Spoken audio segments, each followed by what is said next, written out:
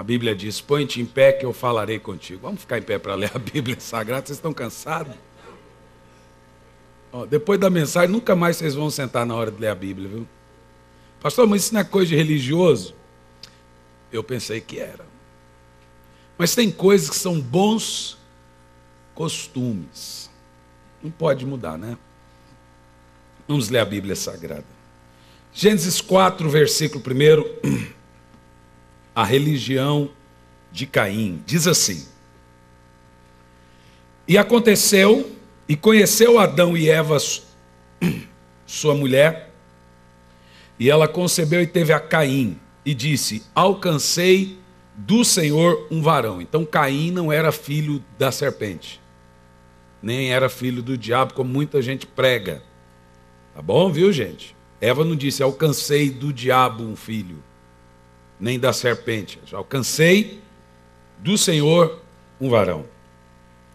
E teve mais a seu irmão Abel, e Abel foi pastor de ovelhas, e Caim foi lavrador da terra. E aconteceu ao cabo de dias que Caim trouxe do fruto da terra uma oferta ao Senhor. Preste atenção no texto. Caim trouxe uma oferta ao Senhor. Agora olha a diferença no versículo 4. E Abel também trouxe dos primogênitos das suas ovelhas e da gordura. E atentou o Senhor para Abel e para a sua oferta. Interessante. Viu a diferença de uma oferta para outra? Você viu? Leia o versículo 3 de novo. Caim trouxe uma oferta. Acabou. Agora o versículo 4. Abel preparou. Ele não só trouxe uma, mas ele trouxe do melhor. Dos primogênitos ele preparou a gordura, o melhor do melhor. Aí está uma diferença muito grande, né? Prosseguindo o texto. Mas para Caim e para sua oferta não atentou. Irou-se Caim fortemente e descaiu o seu semblante. E o Senhor disse a Caim: por que tirastes? E por que descaiu o teu semblante? Se fizeres bem, não haverá aceitação para ti. E se não fizeres, o pecado jaz à porta, e para ti será o seu desejo, e sobre ele dominarás. Versículo 8.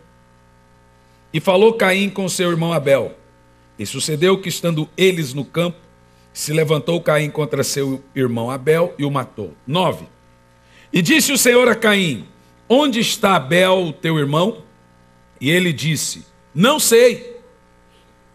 Ô irmão, Deus é tão bondoso, né? Olha a prepotência de como um camarada está falando com Deus. Sou eu o guardador do meu irmão? E disse Deus: o que fizestes? A voz do sangue do teu irmão clama a mim desde a terra. E agora maldito és tu desde a terra, que abriu a sua boca para receber da tua mão o sangue do teu irmão.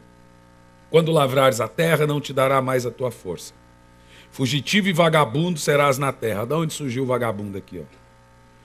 Então disse Caim ao Senhor: é maior a minha maldade que a que eu possa ser perdoado. 14. Eis que hoje me lanças fora da face da terra, e da tua face me esconderei, e serei fugitivo e vagabundo na terra. Olha ele se fazendo de vítima. E será que todo aquele que me matar, me achar, me matará. Agora olha a graça de Deus se manifestando já no Gênesis, né? O Senhor, porém, disse-lhe: portanto, qualquer que matar a Caim 7 vezes será castigado. E o Senhor colocou um sinal em Caim para que ninguém o ferisse quando o achasse. O Senhor fale conosco essa manhã, que não seja eu quem fale, mas que seja o teu Espírito, nos instrua, nos ensine, que nós possamos crescer em graça e conhecimento, em nome de Jesus. Amém. Tenha bondade, irmão.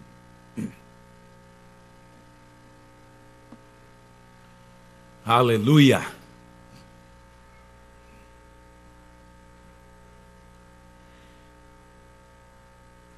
Poucas pessoas conhecem ou falam um pouco sobre esse tema, sobre Caim e sobre Abel. Sobre Abel não há muito o que falar. Abel foi assassinado. Caim continuou vivo. Porém, há muitos questionamentos sobre por que Caim matou Abel, ou por que Deus rejeitou Caim e aceitou Abel, se Deus não faz acepção de pessoas. A questão que nós encontramos aqui é culto. Lembre-se, Caim e Abel foram convidados para irem a um culto. E o que mais me assusta é que o primeiro assassinato acontece em um culto. Ambos iam num culto, ambos iriam adorar o mesmo Deus, obedecendo as mesmas diretrizes do Senhor. Eu já tinha feito muita pergunta ou muitas perguntas sobre esse questionamento que eu gosto de chamar da religião de Caim. Por que Deus atentou para Caim, para Abel, e não aceitou a Caim?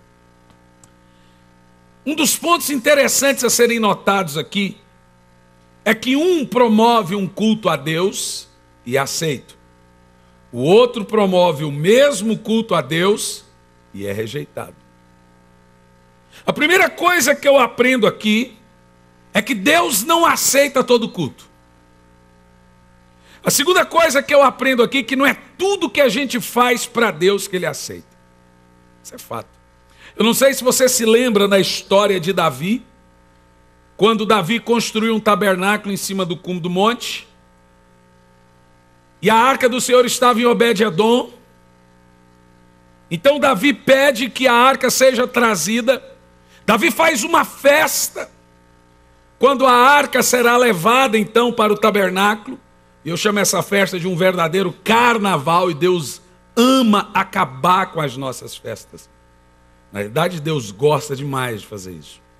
Então, quando Davi prepara a arca do Senhor, existe um homem chamado Uzá, que pega a arca, diz a Bíblia, e coloca ela num carro de bois. Você sabe disso? A arca foi feita para ser levada de um jeito. E o que ele faz? Ele quer levar a arca do jeito dele. A arca era carregada com 4 levitas, 2 na frente, 2 atrás, para ser carregada. Então ele coloca a arca num carro de bois, como diz Leonardo Ravenhill. Se fosse em nossos dias, eles iriam pintar a arca, pôr uma caixinha de música dentro dela, subir num carro alegórico e fazer uma festa e chamar isso de celebração. Não é verdade? Eu preguei aqui no Casa de Zadok, eu disse que a nossa ânsia por mudarmos as coisas tem sido a nossa ruína. E isso é a maior verdade que você possa entender. Deus não fez as suas coisas para serem mudadas. A Bíblia diz que eu, o Senhor, não mudo. Tem coisas que não podem mudar. Não é tudo que fazemos que Deus aceita. As coisas de Deus têm que ser feitas do jeito dele e da maneira dele. E o manual para sabermos como Deus quer que as coisas sejam feitas é a Bíblia Sagrada. Na Bíblia se encontra como se faz tudo: liturgias, casamento, batismos, Santa Ceia. E o que a igreja está fazendo hoje é mudar as coisas. Em nome de um evangelho aceitável, em nome de um evangelho mais, como diz o Hernandes Dias Lopes ontem, palatável, tragável. E eu costumo dizer que nós não estamos aqui para sermos aceitos.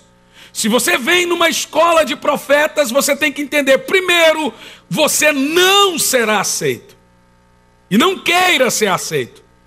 João Batista não amou a sua cabeça, por que nós temos que amar a nossa? João Batista conseguiu ficar solto por uma semana em nossos dias. Quantos meses ou semanas ele ficaria vivo? Eu não sei se você se lembra, todos os profetas na Bíblia eram odiados. O nosso grande problema hoje é que nós estamos querendo ser aceitos.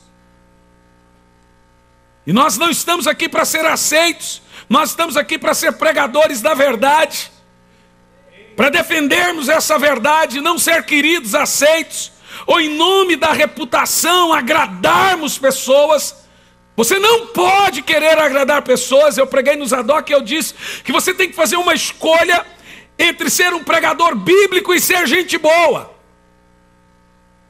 Não tem como ser bíblico e gente boa ao mesmo tempo. Na realidade, a Bíblia vai contra o gente boa.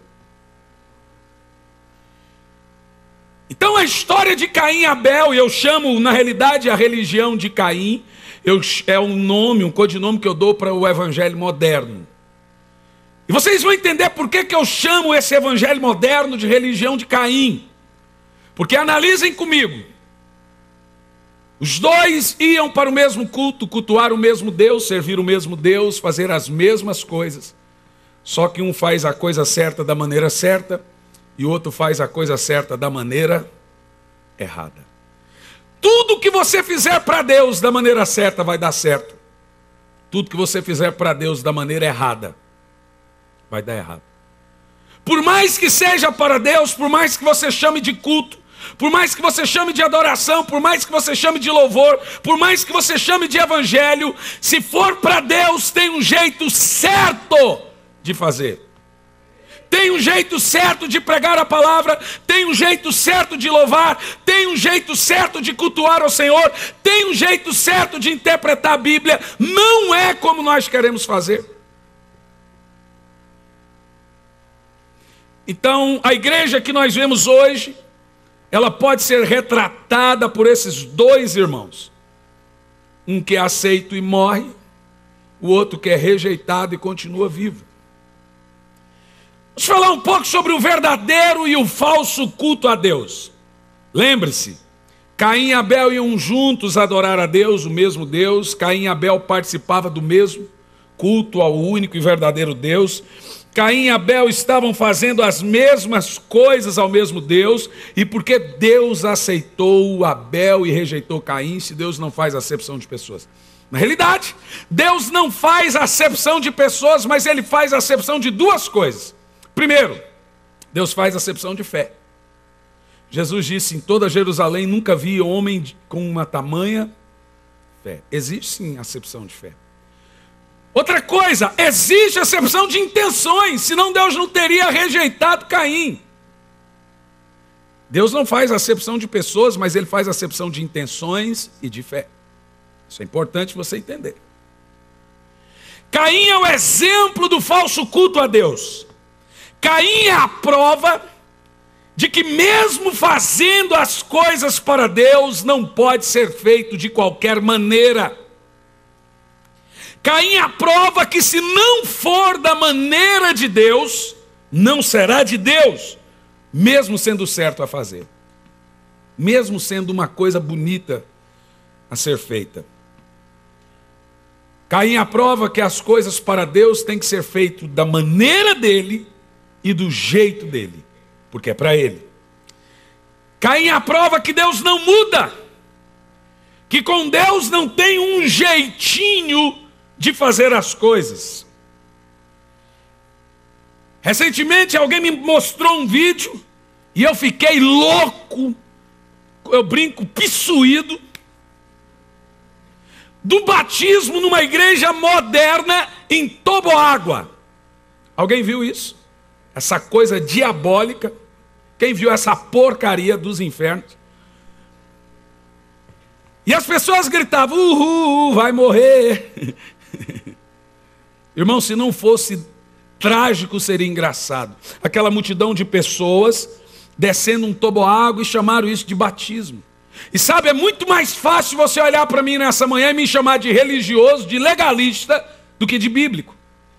Na realidade, hoje é o nome que se dá para pregadores que amam a verdade. Religiosos, legalistas. Então é comum você ver hoje no Evangelho, eu estava dizendo que o último batismo que realizamos na nossa comunidade, eu passei quase esse resto do mês em crise. Porque eu realizei, foram muitos irmãos que batizaram, eu realizei o batismo de boné. Você fala: pastor, que besteira. Pode ser para você, irmão. Eu fui incomodado. Agora você vai questionar que o Espírito Santo me incomodou também? Não pode ser mudado. Parte do cristianismo hoje promove um falso culto a Deus, mesmo sendo ao único e verdadeiro Deus. Deixa eu te falar uma coisa. Existe uma diferença entre falso profeta e pessoas equivocadas doutrinariamente. Tem gente sinceramente errada. Sincero, porém errado. Então tem muita gente com déficit de doutrina, com déficit teológico, mas que é um homem de Deus. É sincero, é honesto. Mas há muitos que são falsos. A maior característica de um falso profeta é a bajulação. Romanos 11 diz que se acercam de nós com lisonjas e palavras suaves. A grande característica do evangelho de Caim, ou do falso evangelho, é a bajulação. O profeta prega, o falso bajula. O falso profeta, ele precisa ser aceito, ele vive da reputação e ele tem uma ânsia e uma necessidade de aceitação. Está tudo errado. A verdade tem que ser pregada. E não importa quem doa, você não está aqui para ser aceito. Entenda, irmão? Se você pregar a verdade na sua igreja, eles vão te jogar na cruz. E se você não pregar, eles vão jogar do mesmo jeito. Então eu vou te dar um conselho: pregue. Não vai mudar nada mesmo.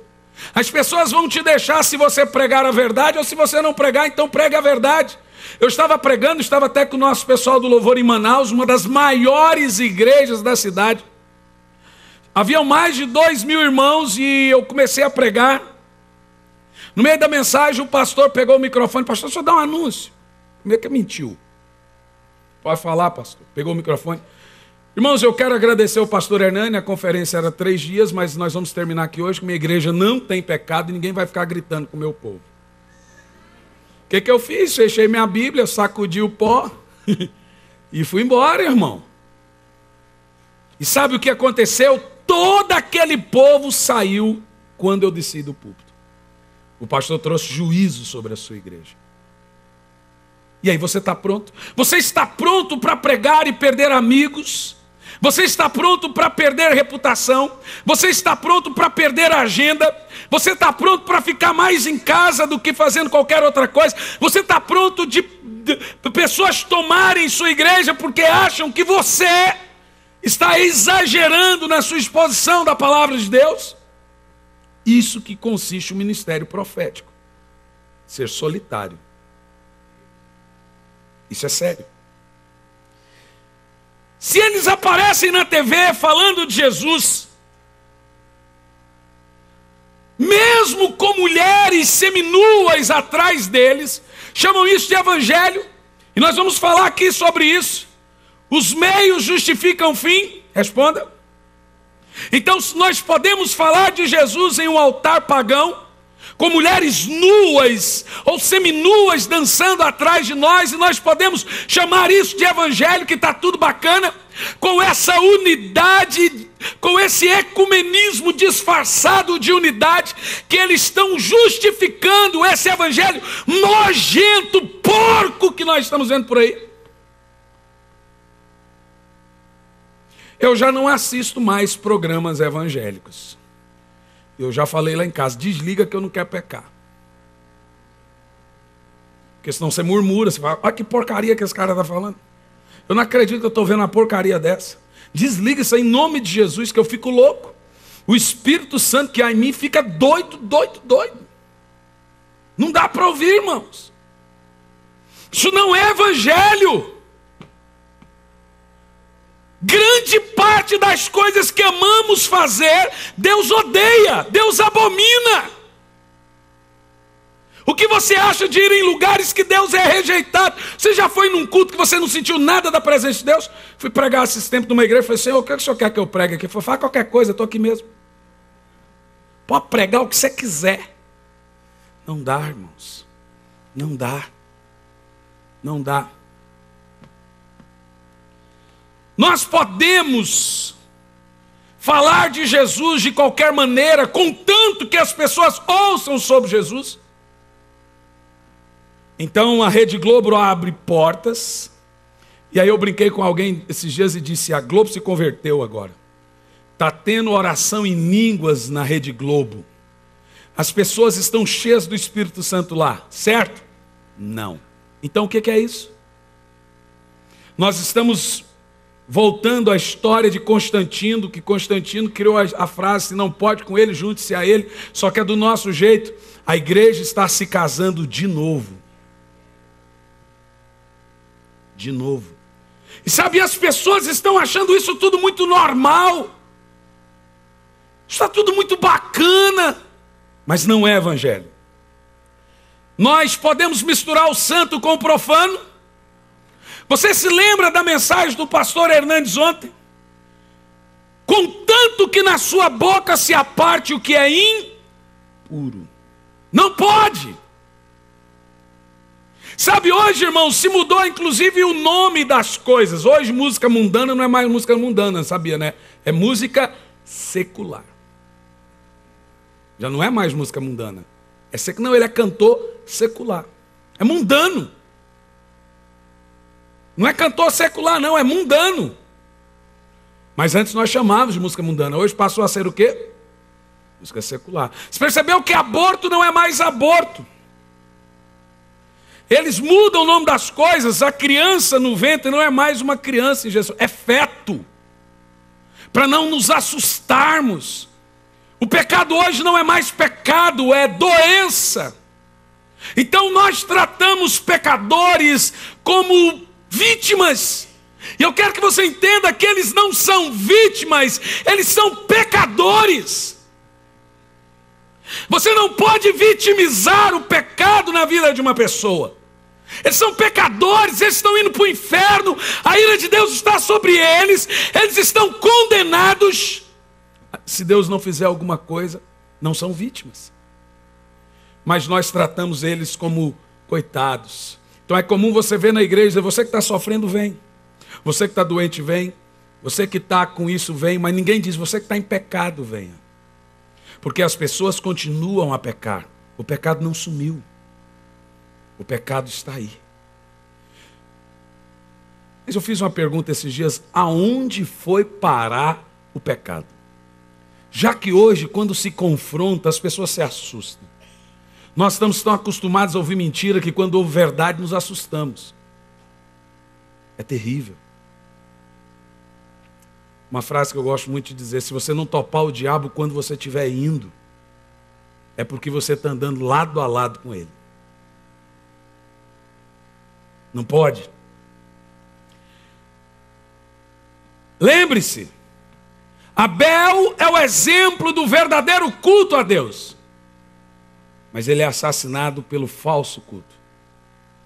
Abel é o exemplo de um verdadeiro evangelho, de como as coisas têm que ser feitas. Eu já vi tantas teorias sobre por que Deus rejeitou Caim, como por exemplo, Deus não é vegetariano. Nada disso. Como por exemplo, Deus não gosta de agricultor. Eu já ouvi de tudo isso. Mas na realidade Deus rejeitou Caim por causa de uma simples palavra, várias coisas. Primeiro, Deus queria que as coisas fossem feitas do jeito dele. Caim, se você fizer bem, você será aceito. Deus deu mais uma chance para Caim. Então Caim estava fazendo a coisa errada. Diga errado. E o que mais me assusta em Caim é o formalismo dele. Caim estava indo. Lembre-se, Caim estava obedecendo. O que Caim estava fazendo de errado? O que Uzá fez de errado?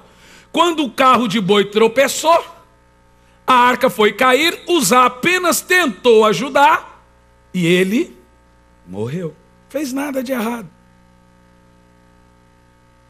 O que Caim fez de errado? Não era para fazer um culto? Vou para o culto. Não era para dar uma oferta? Vou dar a oferta.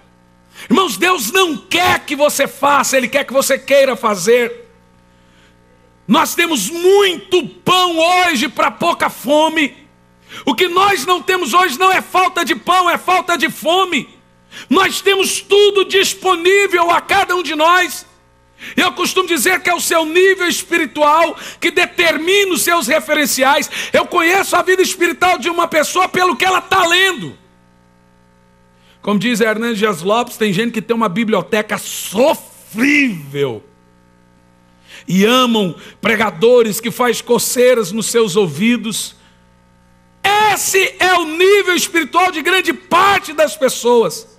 Aquilo que convém. O problema é que muitas pessoas vêm num congresso desse, e nesse exato momento alguns de vocês já estão pensando como vão passar isso para suas igrejas. Então muitos de nós não viemos para receber, viemos para repassar e falar: olha a mensagem que Deus me deu. A revelação do trono, ó. A gente costuma brincar, né? Quando você prega a mensagem de alguém, a primeira vez você cita a fonte, estou brincando ontem com o Hernandes. A segunda vez você cita de leve a fonte. A terceira vez você assume que é sua logo de uma vez. Essa é uma crise, irmãos, que nós estamos tendo. Poucos de nós entendemos que as coisas não podem ser mudadas. Irmãos, eu concordo que isso aqui é um prédio. Quem concorda? Quem é o templo de Deus hoje? Nós. Mas existe uma coisa muito desagradável no Evangelho hoje. Veja o que Jesus disse: a minha casa será chamada casa de oração. Bata no peito e diz: eu sou o templo de Deus. Isso aqui é casa de oração. Como que nós vamos desmerecer algo que Jesus deu tanto valor? Fala para mim. Como que nós podemos desmerecer coisas que estão na Bíblia, não estão aqui por acidente, como o batismo na sua igreja, como a Santa Ceia, como o louvor? Quantos irmãos nas nossas igrejas chegam e dizem: ah, o louvor está só no começo ainda. Não começou nem a mensagem, como se o louvor fosse algo. Esse é o culto de Caim, o culto do formalismo. Ah, Caim trouxe uma oferta a Deus. Veja a diferença. Caim trouxe, Abel preparou. Quantos de nós preparamos o culto para Deus? Eu estava com o nosso ministério esses dias: pastor, você vai preparar a mensagem? Eu falei: a mensagem está pronta, irmão, vou preparar o pregador. Um outro pastor no hotel disse: pastor, só dá licença que eu vou preparar a mensagem, que eu vou entrar na presença de Deus. Eu falei: quando foi que você saiu? Vou preparar. A mensagem está aqui, irmãos. Não tem como você mudar. Quantos de nós? As pessoas hoje chegam na igreja, elas desligam a televisão quando fecha, um pouco antes de fechar a porta para ir para a igreja, e chegam na igreja, fica 2 horas depois de ficar o dia inteiro ouvindo o xarope do Faustão, aquela, como é que chama aquela macumbeira do programa da tarde lá da Globo? Tá vendo como é que vocês sabem?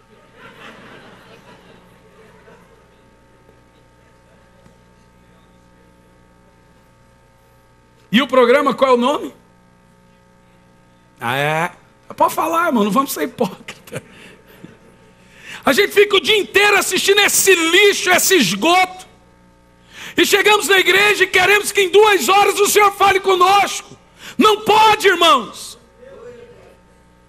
Veja que Abel preparou o culto. Ele pegou os primogênitos. E para você pegar os primogênitos, você tem que ir lá, olhar, ver os dentes, ver se aquele é o primeiro. E para preparar o melhor, é como se ele trouxesse o filé. Ele pegou a gordura dos animais. Isso foi muito bem planejado. Caim não, Caim saiu catando, falou: vou lá, vou trazer. Não é para levar, vou levar. Quando você pega o Malaquias 1:6, o Senhor se queixa exatamente isso dos fariseus e sacerdotes que tinham a religião de Caim, do formalismo. Vocês trazem um animal cego para o sacrifício, dá isso de presente ao teu príncipe, vamos ver se ele se agradará de ti ou aceitará a sua pessoa.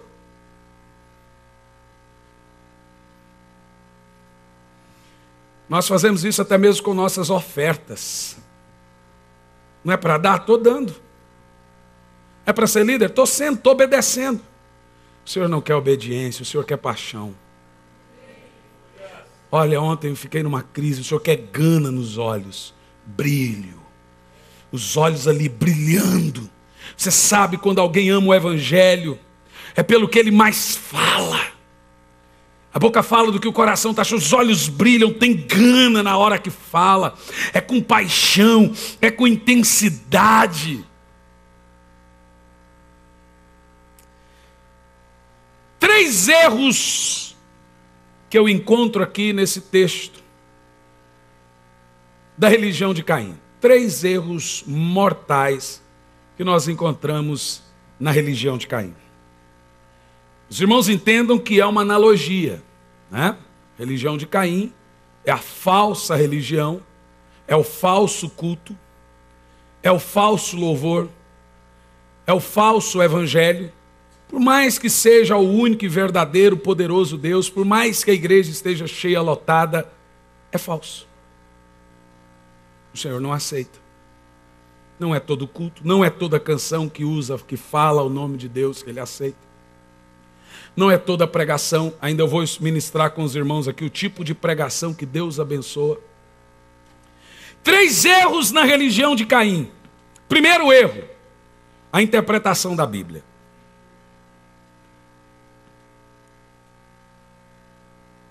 Isso precisa ser muito bem esclarecido. Nós vamos entrar um pouquinho na didática, é necessário que você tome notas, depois a gente intensifica mais. Deixa uma parte mais profética para o Paulo, para o Luiz Hermínio. Mas é muito interessante você entender isso aqui. Interpretação da Bíblia. Existem 5 maneiras de interpretarmos a Bíblia Sagrada. Primeiro, entenda que Caim interpretou erradamente a voz de Deus, e isso custou caro. A religião de Caim tem por característica interpretar erradamente a voz de Deus. Você pega aí que o Senhor pediu as mesmas coisas, e o Senhor ainda deu outra chance para Caim, deu outra oportunidade para Caim, e ele continua a interpretar errado o que Deus está falando. O movimento moderno tem desprezado o conhecimento profundo das Escrituras. Ontem nós aprendemos muito sobre ortodoxia e paixão, sobre o conhecimento e a vida de oração. Essas duas coisas não podem separar. Um mover de avivamento sem conhecimento é apenas fanatismo. Irmãos, eu estava assistindo um vídeo da religião de Caim, que o pregador disse: o Espírito Santo não me deixa pregar. Ó. Por isso que John MacArthur fala com propriedade sobre a blasfêmia moderna contra o Espírito Santo. Está todo mundo falando que o Espírito Santo fez coisa que ele não falou nada. O Espírito Santo está bagunçando a igreja, porque o Espírito Santo não deixa pregar agora. Irmãos, a unção está tanto e as pessoas gritando em transe, que eu acredito que Deus não deixa ninguém em transe. As pessoas numa frenesi e o irmão dizendo: o Espírito Santo não me deixa pregar. Como é que é isso? Me explica como é que é isso. Que evangelho é esse sem palavra? Cura sem palavra é curandeirismo. Libertação sem palavra é exorcismo. Eu estava dentro do carro, eu sou besta. Reverendo, fulano de tal, falso profeta. Ciclano, falso profeta. Beltrano, falso profeta. E tal. Mas reverendo não salva ninguém. Eu falei: irmão, olha, ainda tem 7.000 que não se dobraram.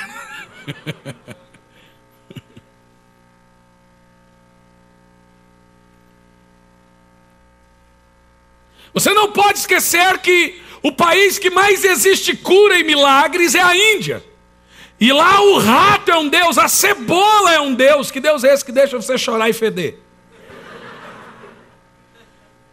Curas e milagres nunca foi sinônimo da glória de Deus. Acontece.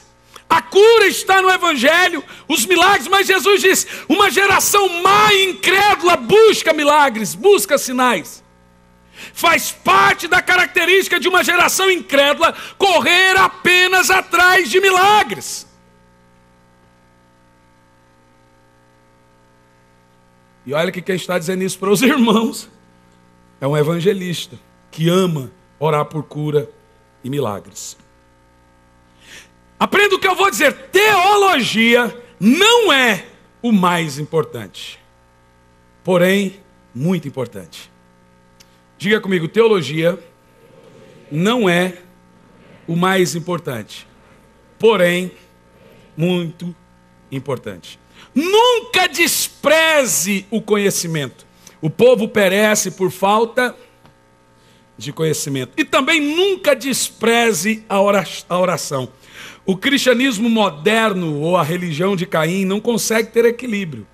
Então, em contrapartida, uns são apenas apaixonados, buscam apenas nos montes, jejuns, oração e intimidade. Falou que é conferência de intimidade, alguma coisa, a rapaziada entra em transe. Eles buscam e buscam e buscam. Isso é muito importante. Eu quero dizer para os irmãos, isso é muito importante. Contrapartida, outros apenas nas letras, nas academias, nas faculdades.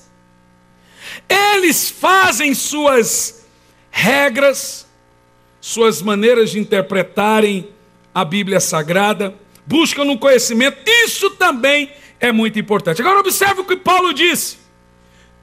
Timóteo, dedique-se a duas coisas. Como é que é? A oração e a leitura das Escrituras. Diga, oração e palavra. Observe que não há nada entre oração e palavra. Mas por que o Senhor colocou a oração primeiro que a palavra? Porque Ele ama tanto a palavra que diz que a oração é o mais importante. Por amar demais a palavra.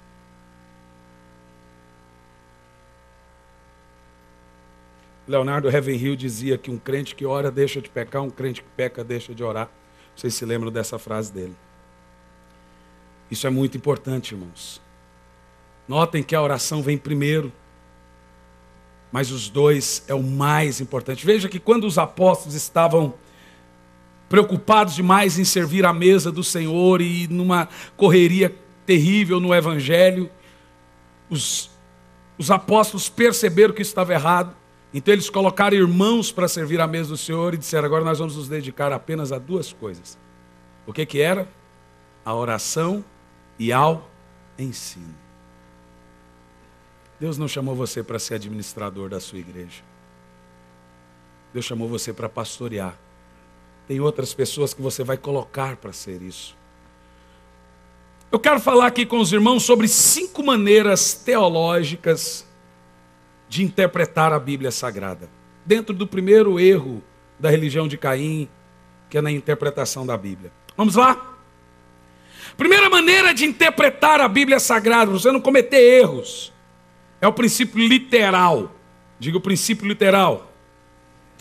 Entenda que interpretar a Bíblia literalmente não é literalismo escravizante.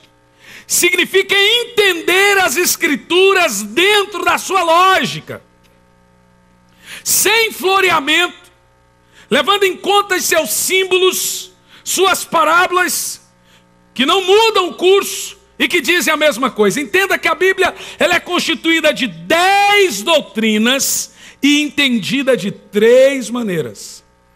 As 3 maneiras são literal, tipológica e simbólica. Vai lá. Literal, tipológica e simbólica. E quais são as 10 doutrinas? Teologia, o estudo da pessoa de Deus. Cristologia, estudo da pessoa de Cristo. Paracletologia, do Espírito Santo, que vem de Paraclitos, ou o antigo pneumatologia, que é o estudo do sopro de Deus, do Espírito de Deus. Aí vem angelologia, não é angiologia, é angelologia, que é de quem, irmãos? Bom. Aí depois vem antropologia dos homens. Aí vem soterologia de Sosian, de sotero, que é da palavra soterologia, que é o estudo da cura, da libertação, da restauração, justificação, põe tudo que é o estudo da salvação. Aí vem hamartiologia do grego, hamartia, que significa perder a marca, que é o estudo do pecado. Aí você tem eclesiologia de Eclésios, que é o estudo da igreja. Aí você vai ter bibliologia, que é o estudo do livro de Allan Kardec, né? Aí você tem numerologia. E por último você vai ter escatologia, que é o estudo das últimas coisas. Esse é o esqueleto da interpretação bíblica. Essas coisas estão aí para o nosso uso. Eu normalmente vejo quando pessoas atacam a teologia quem não é teólogo ou não gosta de conhecimento. Por que fazemos isso? Na realidade nós ouvimos ontem a mensagem aqui Quando eu crescer, eu quero ser igual a ele. Um dos maiores teólogos que nós temos nessa nação, pregando sobre vida de oração. Para você ver que tem como ser profundo conhecedor da Bíblia e ser apaixonado. Tem ou não tem? Tem ou não tem? Então entenda que nós não podemos florear. A Bíblia é um livro literal. Você tem que pregar e ler a Bíblia literalmente. Não pode mudar o curso das Sagradas Escrituras. A primeira coisa a ser entendida pelo intérprete da Bíblia é não tentar trazer revelações aonde não tem. É ler simples e literal. Dizer o que se lê e ler o que se diz. Sabe o que você vê hoje na boca das pessoas? Quando elas não têm pleno conhecimento da revelação da Bíblia Sagrada, ou elas não entendem as regras de interpretação da Bíblia, sabe como é que eles chamam isso? Revelação. Tive uma revelação aqui, irmão. Quem já ouviu isso? Levanta a mão. Teve nada, irmão. Quando alguém soube no altar e dizer que eu tenho uma revelação, é mentira. A revelação é o texto. A revelação é a Bíblia. Que revelação você vai ter de algo que foi revelado? Normalmente quem diz que tem uma revelação é porque não tem. A revelação está aqui, o livro está aberto. A revelação é o texto da Bíblia. A Bíblia é simples, é literal, é ler como se lê. É simples, acabou. Tem que pregar o que se leu. Não tem que mudar o curso das coisas. Pregação é uma arte. Por isso que nós temos a diferença entre pregação, ensino, exposição. A pregação é a exposição da Bíblia Sagrada. Não é citar a Bíblia Sagrada. É pregar a Bíblia Sagrada. O problema é que a pregação expositiva ou expor a Bíblia Sagrada, ela não traz glória para o pregador. Já percebeu? Então se o pregador não fala, olha isso que eu descobri, não tem graça. Então a pregação bíblica literalizada, ela traz glória para a palavra de Deus. Então ontem o Hernandes, a primeira ministração, ele pregou 45 minutos, teve um... Ai, pastor, pouco, hein? Pastor, muito pouco, irmão. Ai, pastor, que simples. Irmão, simples porque você está acostumado. Meu Deus, expor a Bíblia é simples agora?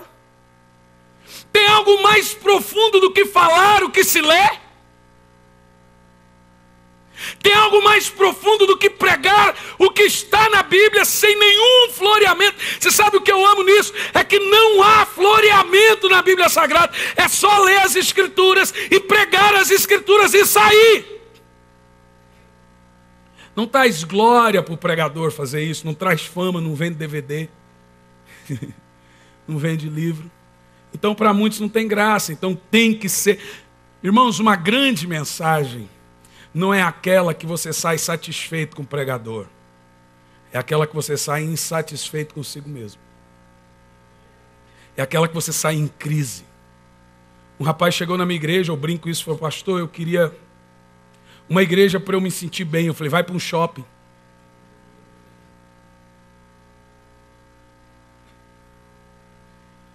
O outro falou, pastor, o que é uma mensagem profunda? É uma mensagem relevante. Não importa como ela foi pregada, a simplicidade. Se ela é relevante, ela é profunda. Ela não é profunda porque você prega algo que ninguém sabia. Primeiro que você só vai pregar algo que ninguém sabia para um público que não conhece a Bíblia. Paulo Júnior disse uma coisa muito importante. Eu prego sobre Paulo, você prega sobre Paulo. Eu prego sobre Moisés, você prega sobre Moisés. A diferença de um pregador para outro é a profundidade. Você falou a palavra... A superficialidade. Uns superficializam a Bíblia, outros pregam ela. Tem gana nos olhos, tem gosto de ensinar aquilo. É a única diferença, que todos falam as mesmas coisas. Não mude o curso do texto. Nunca confie em um pregador que diz, tem uma revelação. Ele não tem. Está lá a revelação, o livro foi aberto. A revelação é o texto. Qual é a revelação, irmãos? É o texto. não aquilo que veio na sua mente.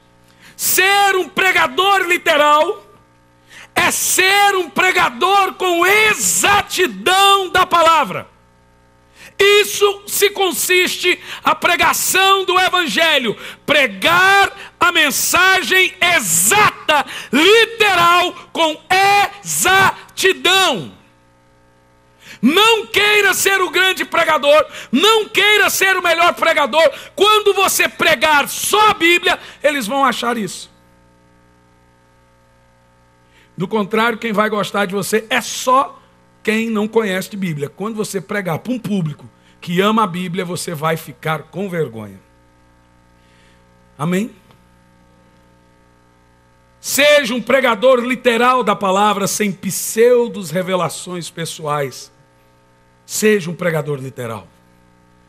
Você vai trazer a glória de Deus para a palavra de Deus. As pessoas vão amar a Bíblia, não ficar seu fã. Tremendo isso. Segunda maneira de interpretarmos a Bíblia Sagrada é o princípio histórico. Eu vou usar como modelo as duas mensagens do Hernandes ontem. Principalmente a segunda. Os irmãos se lembram que Hernandes viajou e navegou no oceano das 7 igrejas da Ásia. Então, quem se lembra? Você viu que ele trouxe geografia, trouxe história e trouxe teologia e a aplicação. Quem se lembra? Essa é o que nós chamamos da arte da pregação da palavra de Deus. Isso é muito lindo, irmãos. É necessário para o leitor conhecer a história, mergulhar, cavar na história, para saber o que você está pregando. Ambientes culturais, históricos, geográficos do texto que você leu, isso vai mudar todo o sentido. O conhecimento cultural, geográfico, político no qual se insere, podem lhe trazer uma luz no qual você não estava tendo. Quando nós entendemos o contexto histórico por detrás do texto que você está lendo, você vai ter o que outros chamam de revelação, mas não tem nada de revelação. É simplesmente conhecimento. Quando alguém fala, poxa, que revelação, é porque você simplesmente entendeu o texto. Não é revelação, você simplesmente entendeu o que está ali. Amém? A revelação é a própria palavra de Deus. Irmão, eu estou numa birra. Eu sou um pregador pentecostal, eu acho. Mas tem uns congressos pentecostal que os camaradas lêem um texto. E agora eu vou trazer uma revelação. Uns aí que você paga para pregar também. Né? Você paga para cantar. Acho que cada cantor para cantar lá é 5 mil reais que tem que pagar. Cada pregador é 30 mil. E eu estou falando porque nos convidaram para pregar lá. Estava eu e minha esposa. Irmão, queríamos que você pregasse no congresso e tal. Eu falei, amém, vamos lá. Não sei se vai ser a primeira ou a última. Ou as duas coisas. Mas vamos, beleza. Quando nós ouvimos da boca, mas você tem que dar uma oferta. No valor. Hã? Ah, tá, então tem que pagar. Não, não é pagar. Não diríamos pagar. Foi misericórdia, irmãos. Porque dá status, faz o pregador ficar famoso, faz o pregador ficar conhecido. Misericórdia. Está tudo errado. E aí você fica ouvindo revelações, coisas absurdas, que levam heresias, que desvirtuam a pregação do Evangelho, uma coisa tão linda, tão maravilhosa, que é a pregação do Evangelho, com pessoas que têm um conhecimento. Você chega ao disparate de pessoas, eu não sou um pregador, sou um. Aí, tá vendo como é que vocês sabem? Sou um contador de história. Vocês sabem, eu sei. Pastor sabe de tudo. Irmão, está no lugar errado, irmão, porque púlpito é lugar de pregador. Deixa as histórias para salas de aula. Amém? Quando entendemos o contexto histórico do texto, a passagem geralmente interpreta a passagem. Para entendermos qualquer livro da Bíblia, irmãos, anota isso.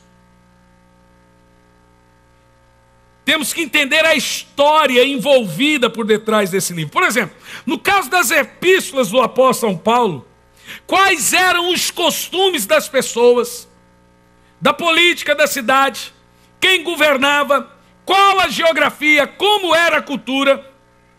Tudo isso faz a interpretação da Bíblia ou da mensagem, do sermão que você vai pregar, ter mais credibilidade. Isso é coisa de pregador, irmão. Quantos são aí? Dá um amém bem amenhado aí. Para adquirirmos isso, essa interpretação correta da Bíblia Sagrada, nós podemos usar dicionários, manuais, comentários bíblicos, historiadores e, acima de tudo, a Bíblia Sagrada. Atlas, são coisas muito importantes. Alguém me perguntou, pastor, como que você prepara seus sermões? Geralmente eu gasto 2 semanas ou mais para preparar um sermão. Geralmente. Meu filho fica dando birra. Birra assim, um jeitinho de falar. Pastor, até quando o senhor vai ficar nisso, pai? Irmãos, eu ponho Bíblias, várias versões, eu gosto do papel.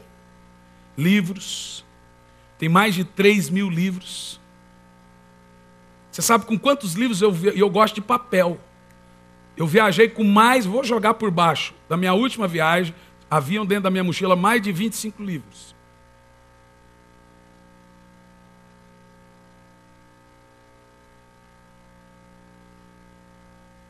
E normalmente os meus autores são todos mortos, a maioria. Nenhum está vivo. É interessante. Terceira maneira de interpretarmos a Bíblia é o princípio gramatical. Não precisava falar isso, mas é necessário. Com certa frequência, irmãos, nós vamos dentro da construção gramatical de um texto. E é dentro da construção gramatical de um texto que você vai ter o entendimento do texto. Às vezes, o significado do que você não está encontrando depende de uma formação tão simples de uma preposição. Né? Bacana? E uma preposição mal lida muda tudo. Vocês lembram o camarada no jornal que disse que Deus deu uma revelação para ele na Bíblia? Olha a revelação.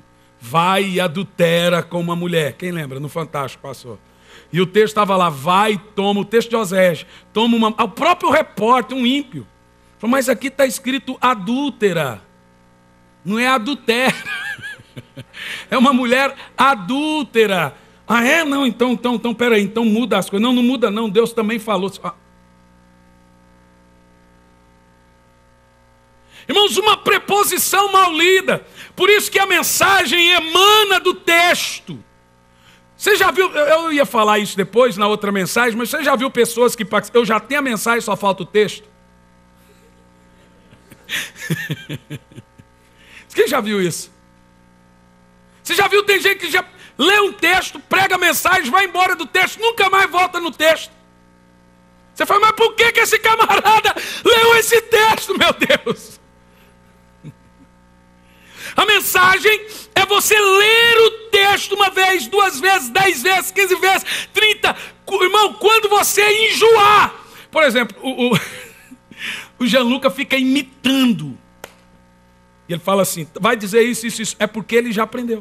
Quando você vê as pessoas enjoar do negócio, é porque você tem autoridade. Você só tem autoridade em algo quando você fala com muita liberdade sobre aquilo. Então a mensagem vai emanar daquele texto que muitas vezes você leu. Você não pode ter uma mensagem sem ter o texto. Você está errado. Pode até ter, irmão, mas não é a maneira bíblica de pregar o evangelho. Você vai pregar ideias, não o evangelho. Amém? Às vezes é muito importante você cavar na raiz da palavra. Ir ao original. Por exemplo, hoje há aplicativos. Não precisa mais você ter um dicionário Strong na mão. Há aplicativos para você ter isso. que você clica na mensagem, ele vai te dar literalmente a raiz da palavra do grego e do hebraico, que são as duas línguas da Bíblia Sagrada, para você saber o que aquele texto, aquele negócio está dizendo. É importante você saber se no texto que você está lendo encontra-se, presta atenção, por causa de, por meio de, em, por ou com. Essas expressões mudam completamente o sentido do que estávamos pensando a respeito do texto. Muitas mensagens, muitas heresias, muitas seitas surgem por falta desses detalhes na exposição da palavra de Deus. Amém? Então, geralmente eu gasto de 2 a 3 semanas confeccionando um sermão. Eu estudo o texto várias vezes, muitas vezes, incontáveis vezes. Vou cavar nos originais do texto, no caso hebraico ou grego. Vou cavar toda a parte histórica, geográfica, política do que eu estou estudando. Exemplo das epístolas de Paulo, que estão cheias disso. Daí, quando eu tenho tudo isso pronto, eu começo a construir o sermão.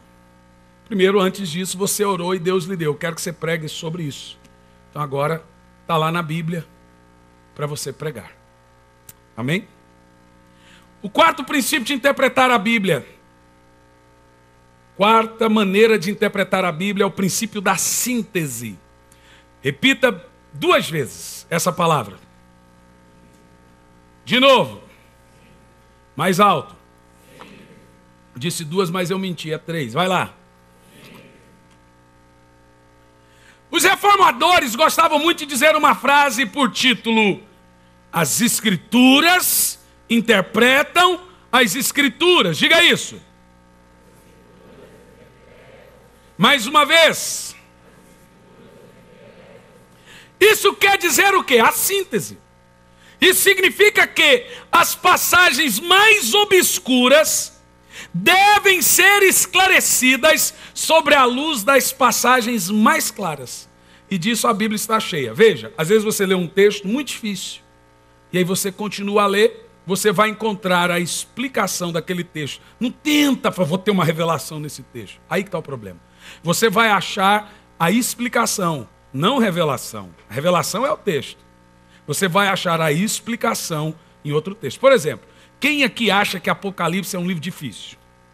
Tem 4 linhas interpretativas divergentes no Apocalipse. Por exemplo, Reverendo Hernandes, que pregou ontem, ele é amilenista. Eu sou pré-milenista. Você também, né? Eu creio que a igreja é arrebatada antes da grande tribulação, e nisso se consiste. Eu sou para ele. Doutrina. Não tem nada a ver com princípio de fé. Doutrina e interpretação. Agora, quem aqui crê que Apocalipse é difícil? Levanta a mão. Bem alto, lá em cima. Quem não entende o Apocalipse? Levanta a mão. Quem nunca leu o Apocalipse inteiro? Levanta a mão. Os mesmos que levantaram a mão que não entendem. São os que levantaram a mão que nunca leram. Irmão, você nunca vai entender algo que você não lê.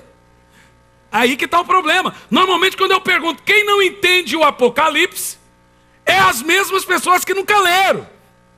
Veja que o diabo é tão endemoniado que o Gênesis ele chama de mito, e o Apocalipse ele chama de mistério. O Gênesis revela como ele foi derrotado, como ele caiu, e o Apocalipse revela como será a sua derrota final. Ele não quer que você leia nenhum nem outro.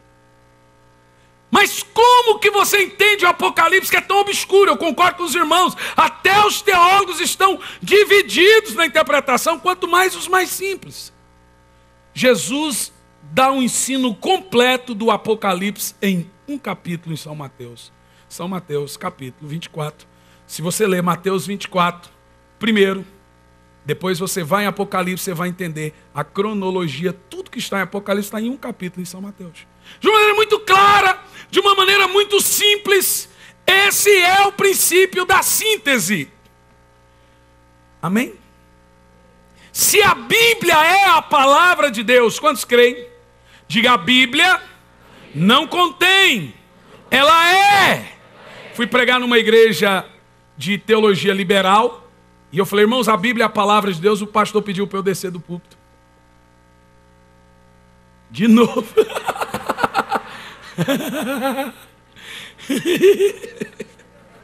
De novo. Olha, eu tenho alguém que ganha de mim aqui. O Paulo Júnior está mais acostumado a ser mandado embora do que eu. Irmãos, hoje vocês vão ver o que é bom para tosse. Olha, estou com dó de você, estou nada. Quero que chegue o bem. Passou a dó, passou rapidinho. Mas deixa eu falar uma coisa para vocês.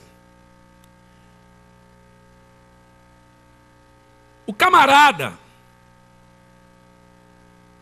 falou que a Bíblia não é, ela contém a palavra de Deus. Gênesis é só alusivo. Eu ouvi da boca da Marina Silva, Marina, candidata, que ela não é criacionista. Quem viu? Que lixo! Como que eu vou votar numa candidata evangélica que diz que não é criacionista? Ela pegou o Gênesis, jogou no lixo. Ela diz que crê em Deus, mas não é criacionista. Como é que ela consegue falar isso? Como? Me explica como. Me diga como. Irmãos, nós precisamos pegar isso, entender, interpretar, porque existe um jeito certo de pregar a Bíblia, e é isso que eu quero que você entenda nessa manhã. Interpretá-la, estudá-la, entendê-la. Nenhuma parte da Bíblia pode contradizer a outra. Se a Bíblia é a palavra de Deus, ela deve ser coerente consigo mesmo. Então, às vezes, você não entende um texto e você procura em outro texto e está lá dizendo a mesma coisa. Eu tenho aqui uma ovelhinha da minha igreja que batizou. Você tem quanto tempo que você batizou, Sandra? Um mêsinho? 20 dias. Olha ela aqui, ó. E eu estava pregando, não preguei toda a mensagem falando isso lá na nossa comunidade. E ela falou assim: pastor, a Bíblia está cheia disso, né? Eu falei, tem 20 dias se batizou. Um dia um engraçadinho falou assim: na minha igreja eu não prego doutrina. Isso divide os bodes das ovelhas.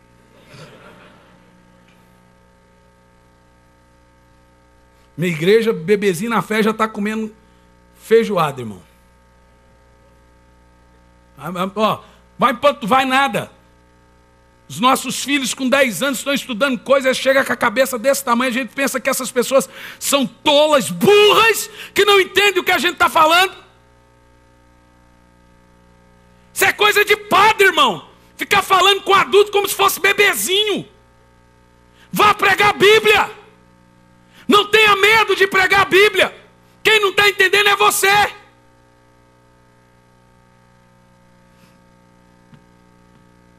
Nenhuma parte, diga comigo, da Bíblia pode contradizer ela mesma. Não entendeu? Leia e leia de novo até entender. Que é o que você chama de revelação. O princípio da síntese une uma parte da Bíblia a outra parte da Bíblia. Isso é lindo, não é, gente? Não é maravilhoso? Caso, aqui eu vou te dizer como é que é fantástico. Na nossa comunidade, por exemplo, eu ensinei os nossos membros a corrigirem os pregadores acaso eles falem algo fora da Bíblia. Isso é um perigo até para mim, né? Então já aconteceu de eu estar pregando lá algumas vezes e confundir 2 textos e o irmão levantar: pastor, obrigado, irmão, que Deus te abençoe. Não era assim com os irmãos de Bereia? Era ou não era? Só que essas coisas não são bem-vindas no evangelho moderno, porque os pregadores são figurões. Eles estão acima dos erros. Mas, irmãos, se nós na nossa igreja ensinarmos a desligar as multimídias, porque lá nós tínhamos o texto de multimídia na tela, ou então essas coisinhas que você lê a Bíblia. Então você está num culto a Deus, o camarada está no Facebook. Olha a religião de Caim aí. O outro falou: pastor, vou começar o culto, mas o povo não chegou. Mas o culto é para Deus ou para você do louvor? Pastor, não estava bem para ir no culto, mas o culto é para Deus ou é para você? Religião de Caim, irmão, formalismo puro. Então, se os irmãos têm esses mecanismos, eu comecei a perceber que a nossa comunidade tem um ano, vai para 2 anos agora. Já batizamos quase 400 irmãos, ou mais de 400 irmãos, pastor Samuel. É o quê? Quase. Em um ano, e pregando isso aí, irmão. E olha que eu já mandei muita gente embora daqui. Eu mando, hein? Irmão, caçar seu rumo.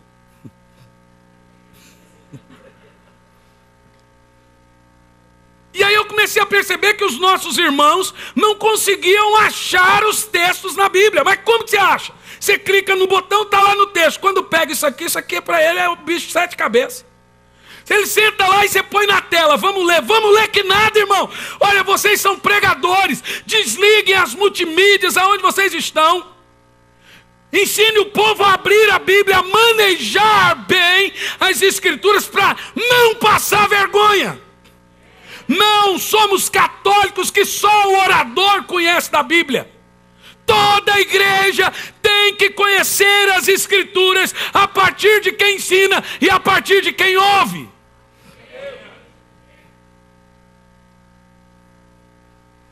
Não sei se vocês estão gostando. Também não estou preocupado com isso. Se você não concorda com o que eu estou pregando, irmão, ou eu ou você é do diabo aqui, porque eu estou pregando a Bíblia. Um de nós dois aqui não vale nada.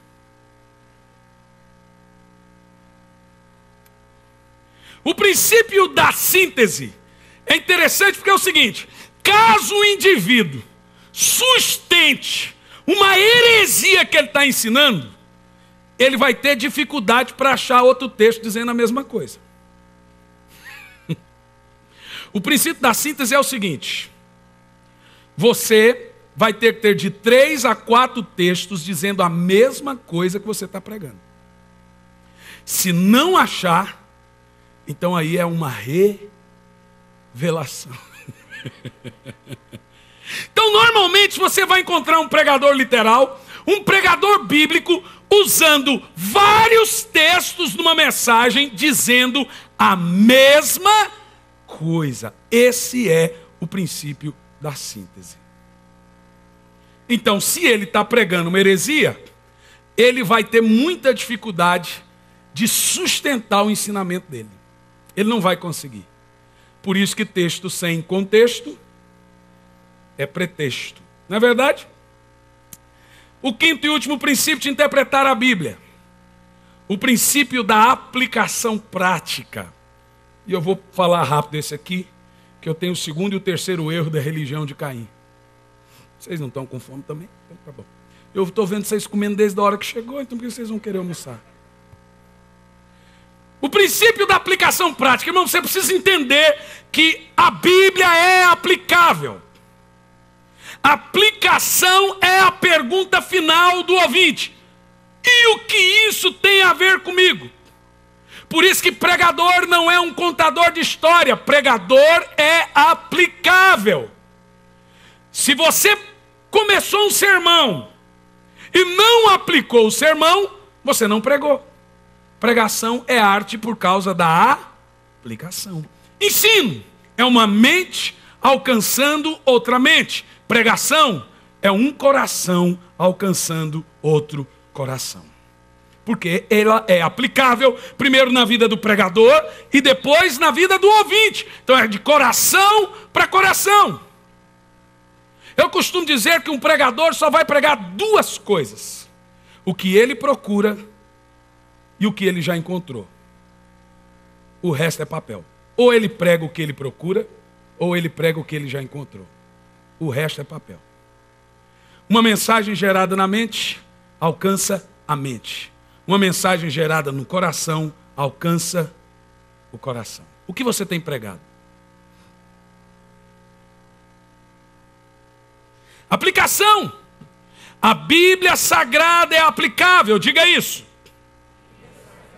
O texto é aplicável, diga isso. Nenhum pregador pode ser um contador de história. Deixe isso para as salas, ele tem que ser aplicável. Isso é pregação. Pregação irá sempre exigir uma aplicação prática. Não é pessoal, é prática. Não confunda aplicação pessoal. Um dia um rapaz, Hoje ele é até uma benção, mas um dia, nem no início da fé dele, falou, pastor, mas aqui na Bíblia está dizendo diferente. Quando eu peguei a Bíblia, era uma aplicação pessoal do intérprete, do camarada, Bíblia comentada. Na nossa igreja, por exemplo, eu falei para não usarem essas Bíblias, porque comentário bíblico não é bíblico. Não é Bíblia. Então, irmão, o camarada novo na fé, o perigo das Bíblias comentadas são os novos na fé nas nossas igrejas. Ele lê comentário como se fosse Bíblia. E não é Bíblia. Vocês estão entendendo a minha lógica? Então, normalmente, para evitar que os novos façam, a gente fala, irmãos, pega a Bíblia pura. E eu gosto de algumas Bíblias comentadas, do Shed, as Bíblias do Shed são muito boas. Mas para novos na fé, não serve. Por exemplo, Dr. Shed, um grande homem de Deus, mas ele, por ser um pregador presbiteriano, tem batismo de crianças. Eu falo na minha igreja, por exemplo, a gente não batiza criança. Não estou levando em consideração nada doutrinário. Então, se na minha igreja a gente não batiza, e o camarada pega uma Bíblia aplicada de quem batiza, o irmão quase falou aleluia, né? Por pouco. Eu não vou entrar nesse mérito da questão, né? Mas se na minha igreja a gente não batiza, e o camarada pega uma Bíblia com aplicação pessoal, defendendo isso, eu vou ter problemas doutrinários na minha igreja. Então eu aconselho a minha igreja a usar Bíblia crua. E aí eu sugiro para os irmãos fazerem isso também. Bíblia. Amém? Deixa os comentários para que os estudiosos, seja lá, comprem e vai lá. Mas a igreja tem que ter Bíblia crua. Aplicação é uma pergunta final do ouvinte. Diga comigo assim: no que consiste toda a Bíblia? De novo.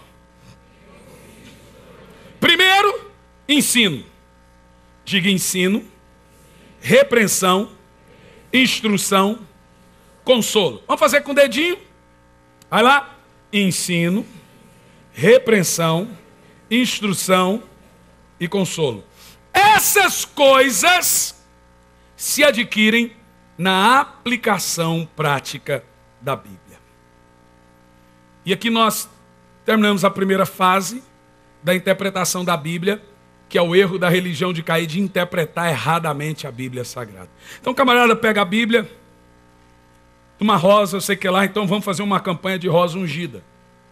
Irmão, essa rosa tem que ficar na sua casa 7 dias, quando ela ficar preta, você traz para casa, para a igreja, porque ela pegou e sugou os demônios. E se ela ficar lá, os demônios proliferam, porque estão trancados na rosa. Diga bem alto, nojo. De novo. Então, um palitinho de picolé escrito, Jesus salva minha família. Irmão, leve esse palitinho para sua casa. Aí o camarada fala que isso é aplicação. Revelação, irmão, tive uma revelação aqui. Ele chamou isso de ponto de contato. Vá para o inferno.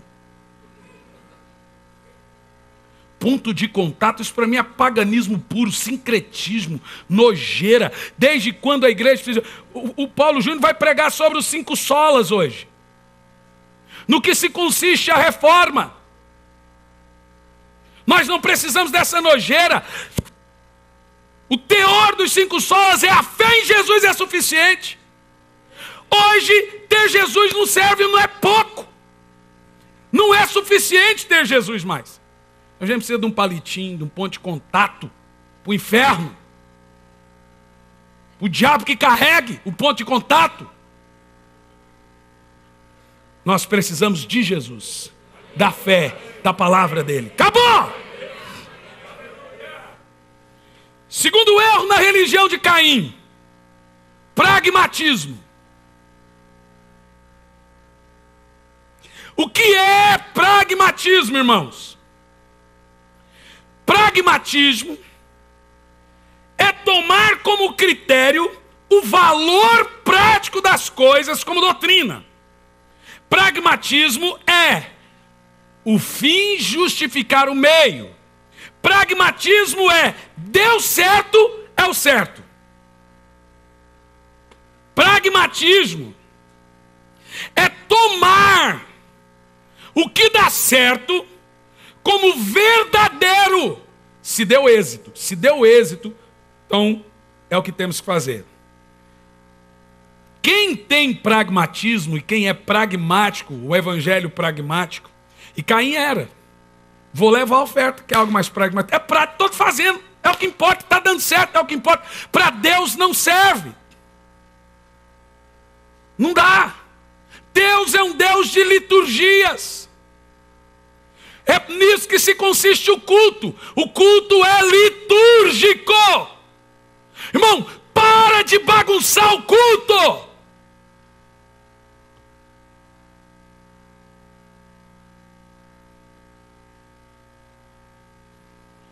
Quem tem pragmatismo é aquele que toma o valor prático como critério da verdade. Então nós estamos assistindo aí uma verdadeira avalanche de técnicas pragmáticas dos instrumentos de marketing como critério para produzir o crescimento numérico sem conteúdo na qualidade ou no corpo de Cristo. Cresceu, deu certo, é de Deus. É nada! Se multidão for de Deus, a torcida do Flamengo está no céu. E você sabe por que a torcida do Flamengo é a maior torcida do mundo? Porque o mundo jaz no maligno. Ó, parar, pop, senta aí. Seu vascaíno, senta aí. Essa é para descontrair, vocês estão tensos. Eu estou assoprando, o Paulo Júnior morde.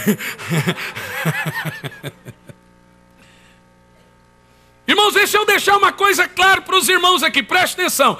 Isso aqui será disseminado no Brasil todo, os irmãos sabem, isso vai para a internet. Eu não estou preocupado, já vou perder mais uns 100 amigos nessa brincadeira.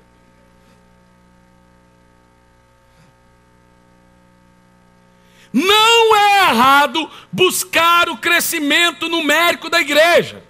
É errado buscar o crescimento numérico a qualquer custo. Porque deu certo não significa que é certo. Igreja que não cresce com consistência na palavra, ela não cresceu, ela inchou.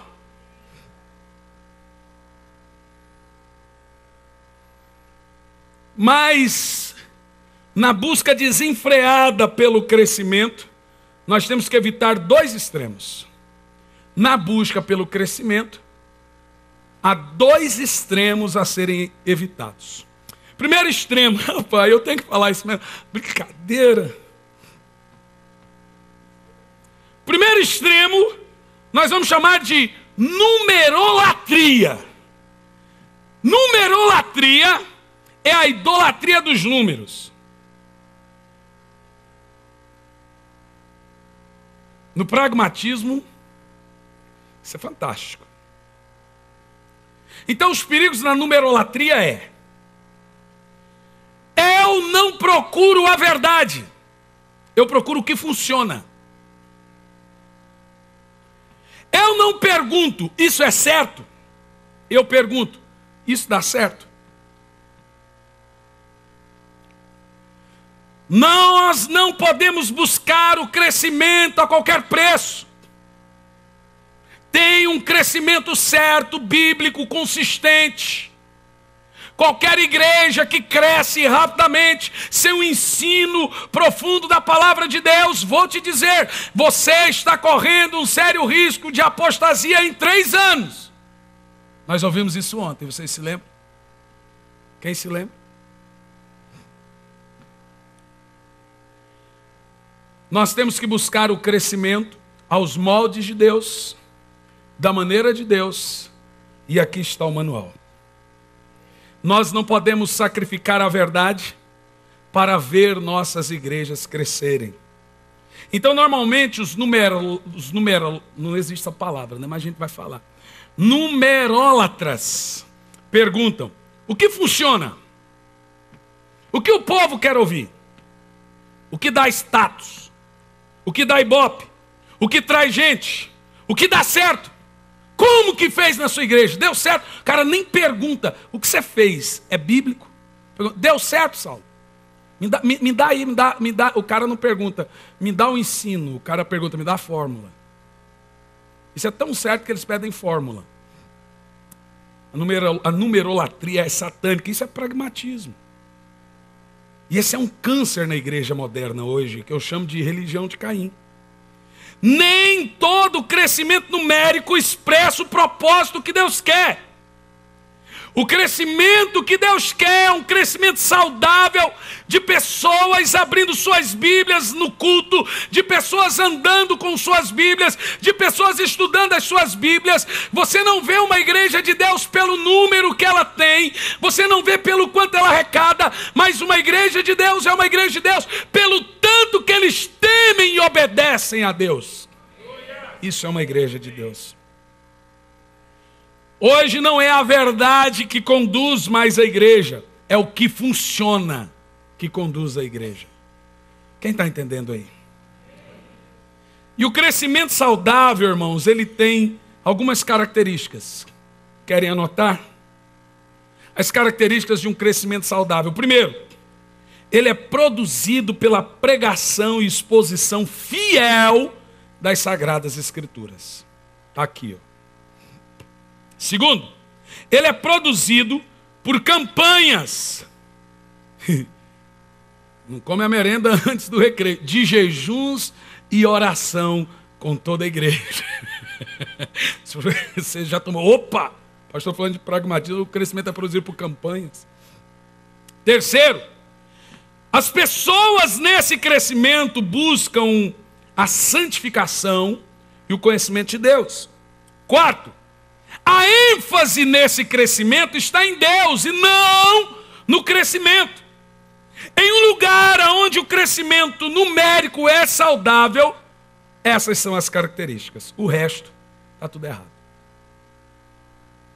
Segundo extremo que nós temos que tomar, o primeiro é a numerolatria. Digo, o primeiro é a numerolatria. E o segundo extremo, dentro do pragmatismo, é a numerofobia. Diga numerofobia. O primeiro é a idolatria dos números, o segundo é o medo deles. Então, por exemplo, muitas vezes nós queremos justificar o nosso fracasso ministerial e dizemos: a igreja não cresce mesmo, nós temos mais excelência do que números. Somos um pequeno rebanho mesmo. Nós buscamos outra coisa. Irmãos, se você perguntar para mim, como pastor de igreja, se eu não quero uma igreja grande, eu estarei sendo hipócrita. Eu não posso falar para você que eu não quero. Eu quero. Mas se eu disser que é o que eu busco, é mentira. Não é o que eu busco. Querer todo mundo quer, mas não é o que eu busco. É diferente. A numerofobia existe na cabeça de bons crentes, bons pastores, que têm medo dos números justamente por causa das outras questões que eu falei. Rick Warren, em uma colocação no livro dele muito interessante, foi feliz quando ele disse, livro Uma Igreja com Propósito, pergunta errada: o que devo fazer para uma igreja crescer? Pergunta errada, mas é o que todo mundo pergunta só. Então as pessoas vão em eventos não sei o que, para querer fazer a igreja. Irmão, está errado. Sangue de Jesus tem poder. Igreja é um organismo vivo. Paulo diz, eu plantei, Apolo regou, mas o crescimento vem de Deus. Não é correndo atrás disso. Vai dobrar o joelho, vai pregar a Bíblia. Toda igreja cresce. Então Rick Warren disse, o que deve fazer para uma igreja crescer? Pergunta errada. Pergunta certa, o que está impedindo a igreja de crescer? Se a igreja é um organismo vivo e ela não está crescendo, é porque ela está doente. Então você tem que fazer um mapeamento, detectar a doença e trazer o crescimento. Amém? Amém nada, irmão. Quem traz o crescimento? Diga comigo, igreja desenvolve. A Bíblia diz que o Senhor acrescentava à igreja dos apóstolos. O Senhor acrescentava os irmãos. Não é você. Não é com pragmatismo. Não é tentando. Por exemplo, Paulo não chegou em nenhuma cidade querendo falar a língua dos coríntios. Eu vou falar sobre isso na outra ministração. O tipo de pregação que Deus abençoa. Não tem um jeito de pregar, mas não importa onde você está, se é para rico, não tem evangelho para rico, não tem evangelho para pobre, não tem evangelho para jovem, para idoso, existe evangelho. Não sei se o idoso recebe, não sei se o pobre recebe, todos existe um evangelho. Põe a mão na cabeça e diz: sai de mim todo pragmatismo. Aleluia. Deus colocou em sua própria igreja o mecanismo de crescimento. Se ela não está crescendo, não é porque falta estratégias pragmáticas ou marketing, é porque ela está doente. Se uma igreja para de crescer ou não está crescendo, é porque existem alguns sintomas de doenças que precisam ser diagnosticados e tirados. Terceiro erro na religião de Caim, que nós terminamos. Quando o Luciano falou que estava terminando, eu falei: mentira. Porque toda vez que um pregador diz que está terminando, acredita não, irmão. Terceira maneira, terceiro erro na religião de Caim: interpretar erroneamente a graça de Deus.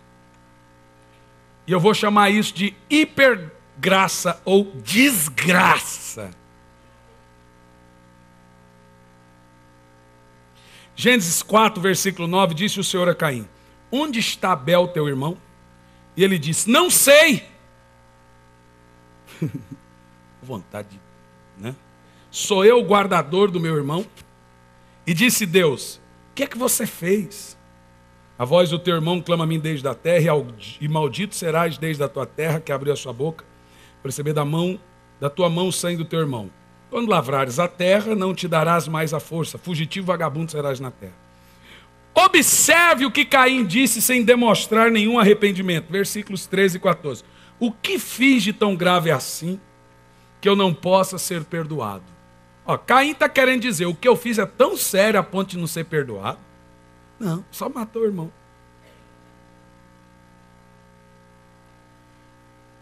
A vitimização do pecado hoje. Veja que Caim se faz de vítima. Vão me achar, vão me matar. Irmão, deixa eu te falar uma coisa. É terrível e desgraçado. A palavra serve porque é desgraça mesmo. Então não é um xingamento. É a palavra certa a se dizer. Não é graça, é desgraça. Versículo 15. O Senhor, porém, diz: qualquer que matar Caim 7 vezes será castigado. E o Senhor manifesta a graça para Caim. E Caim interpreta errado essa graça. Veja os sintomas. Sem arrependimento. Esses são os sintomas. Eu chamo isso de tragédia da graça moderna. A religião de Caim tem problemas em compreender as coisas de Deus. E uma delas é entender a sua graça. Como compreender a graça de Deus? Eu vou citar, os irmãos só anotam. Primeiro, entenda, deixa eu explicar. Graça e lei. Lei é uma relva verdinha, linda, bonita, e uma placa dizendo: não pise. Se pisar tem punição. Isso é lei. Graça é o mesmo campo verdinho, lindo, maravilhoso, sem a placa. E o que a igreja moderna faz? Pisa. Ora, onde é que está na Bíblia que eu não posso fazer isso? Cadê a placa? Quem te disse? Eu disse, irmão, que é facinho para o inferno. Tem uma senha. Só dizer nada a ver. Aonde é que está na Bíblia? Onde é que está na Bíblia? Isso é religiosidade. Não pode até ser, irmão. Mas eu não vou chegar diante de Deus e o Senhor vai me julgar porque eu fui duro. Porque eu tentei, por zelo, fazer as coisas certas.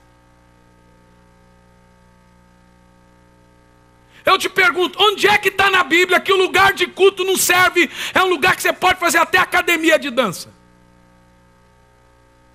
Mas eu encontro na Bíblia que o lugar de culto não é templo, no Novo Testamento, mas é uma casa de oração. Jesus não disse ele disse será chamada. Respeite. Então, primeira coisa, Jesus não diminuiu o padrão do cristianismo.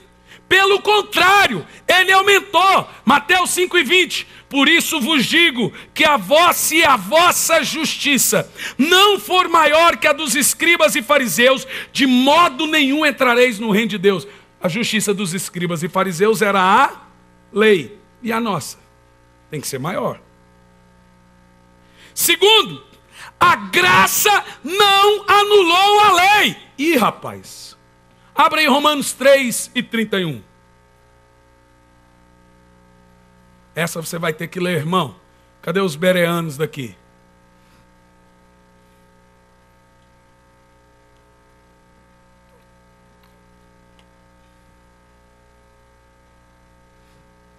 Três e 31. Quem achou, diga amém. Como é que está aí? Vamos lá, 1, 2, 3, valendo. Anulamos, pois, a lei pela fé? Responda. De modo nenhum. Pelo contrário, confirmamos, estabelecemos. Entenda, a placa não está mais no gramado. Agora ela está aqui. Ninguém diz que eu não posso, mas eu sinto. Algo dentro de mim que diz que não é certo. Graça não é permissão para pecar. Graça é força contra o pecado. Ninguém está dizendo que eu não posso, mas eu sei que eu não devo. A igreja moderna está pisando na graça.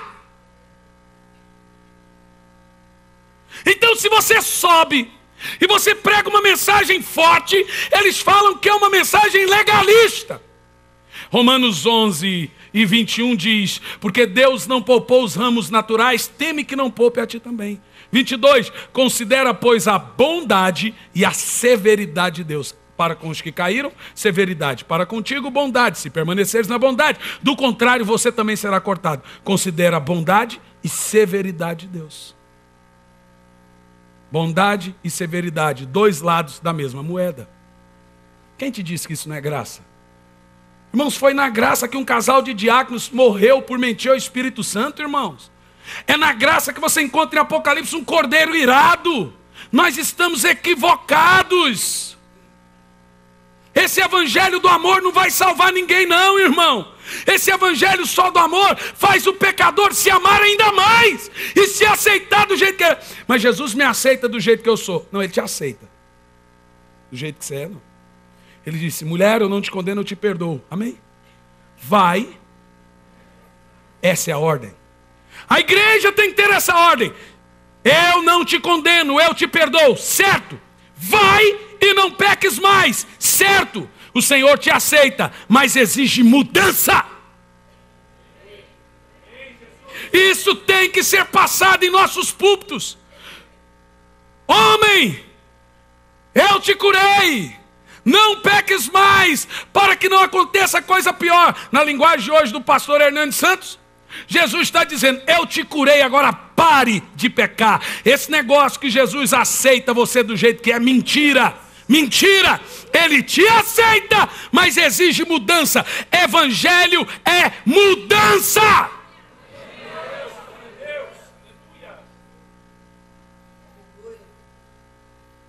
Está errado, irmãos. Está errado. A graça moderna diz que anulou a lei. Mas Paulo diz o quê? Romanos 3:31. Anulamos, pois, a lei pela fé.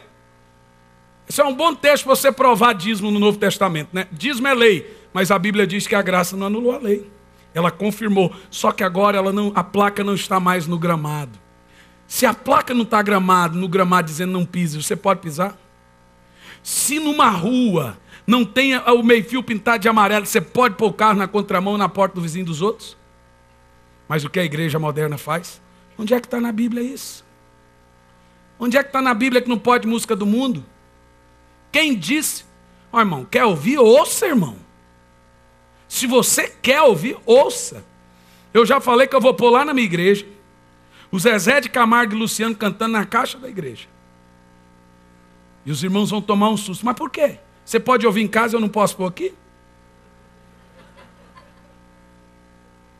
Qual a diferença de você ouvir aqui e ouvir aqui? Me responda. Fala para mim, irmão. Ah, doeu agora, né? Fala para mim, irmão.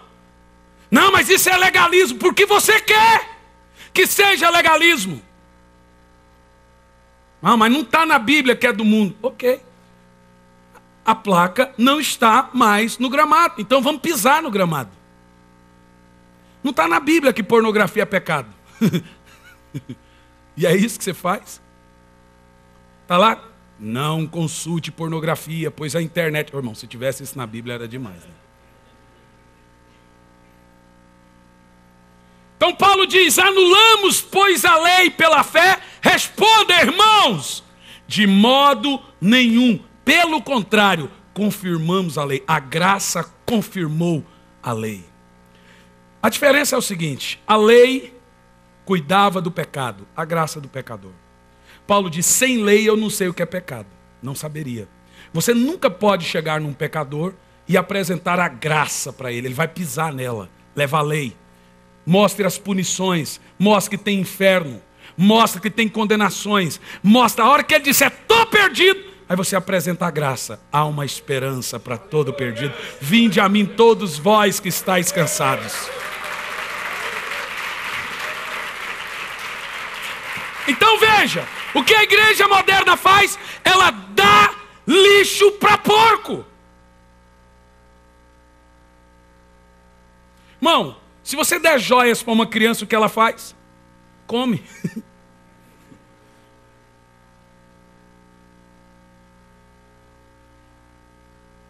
Por isso que Jesus disse, não vou dar isso para os cachorrinhos. Você tem que apresentar, falar, existe o inferno, existe condenações, existe punições. Aí a pessoa fala, então você está querendo dizer que eu estou indo para o inferno? Não, eu estou afirmando. Isso é lei, irmão. Você está indo para o inferno, você está dizendo, eu estou dizendo, estou afirmando. Se eu morrer hoje, você vai para o inferno, isso é lei. Mas o cara fala, e o que eu tenho que fazer para ser salvo? Aí é a hora que vem a graça.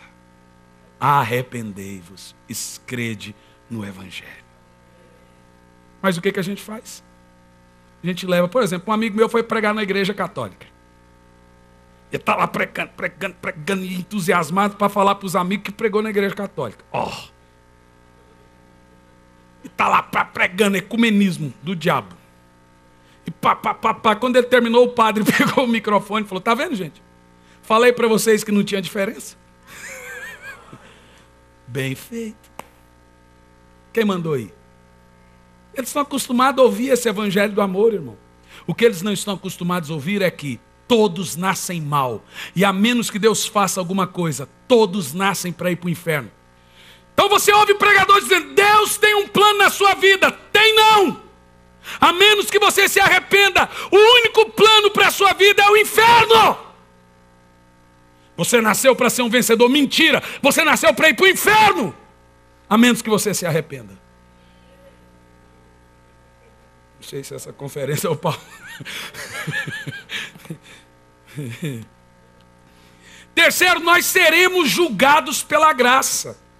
Romanos 2:16, o apóstolo São Paulo diz, no dia em que Deus há de julgar os segredos dos homens por Jesus Cristo segundo o meu evangelho. Que evangelho é o evangelho que Paulo pregava? Da graça de Deus. Tá bom, irmão? O que mais?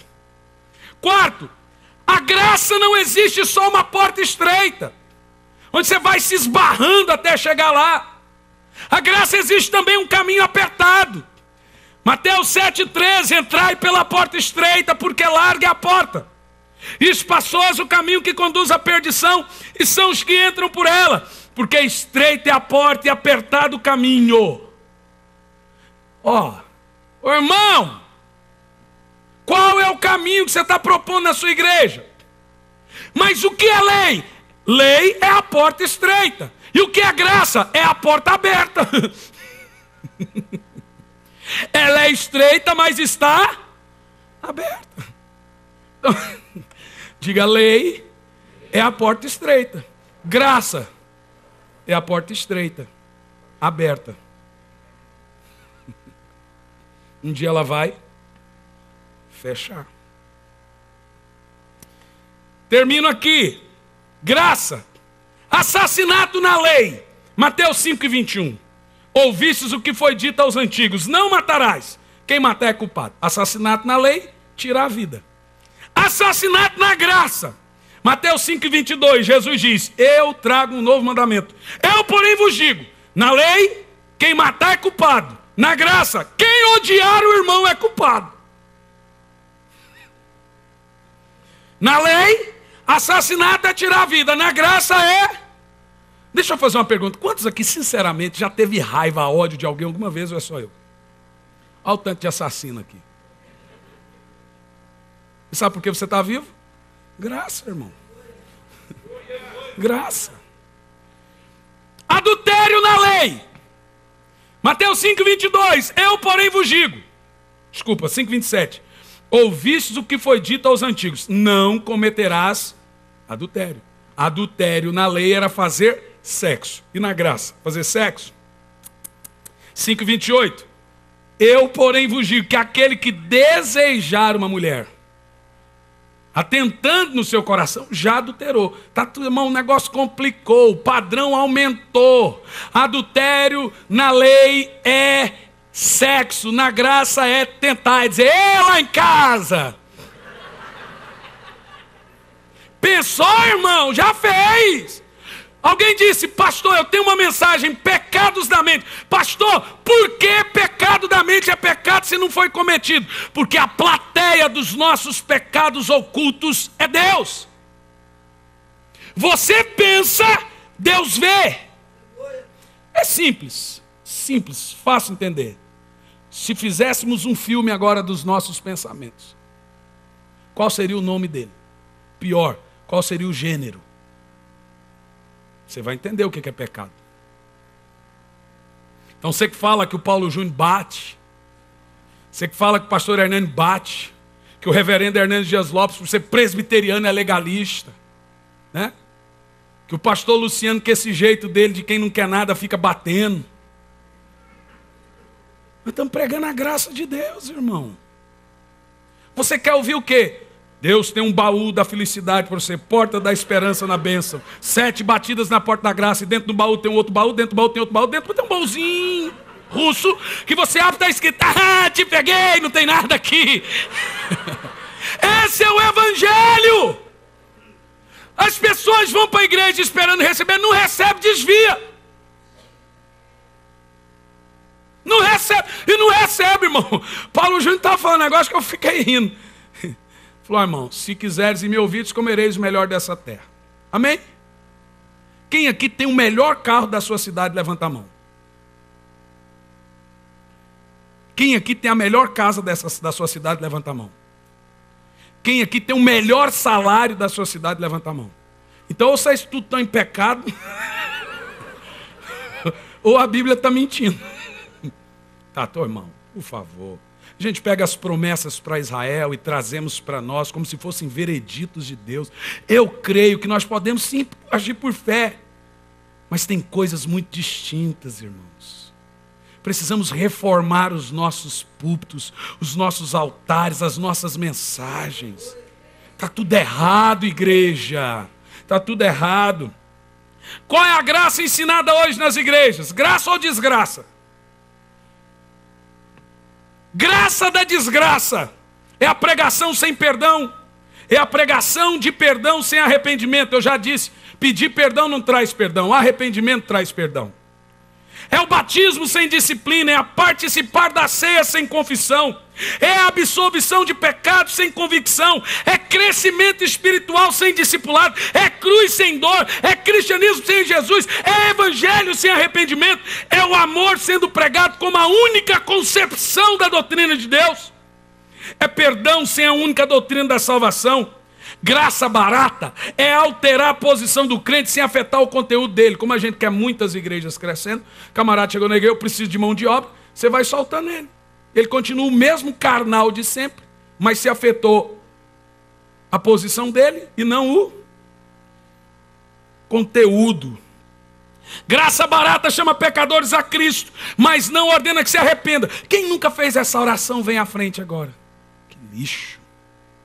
camarada vem à frente, depois você vai ligar para ele, meu filho, você aceitou? Não, eu só fui para receber uma oração. As pessoas não sabem o que elas estão fazendo mais na igreja. Irmãos, nós mudamos tão drasticamente as nossas mensagens, que até o mundo percebeu.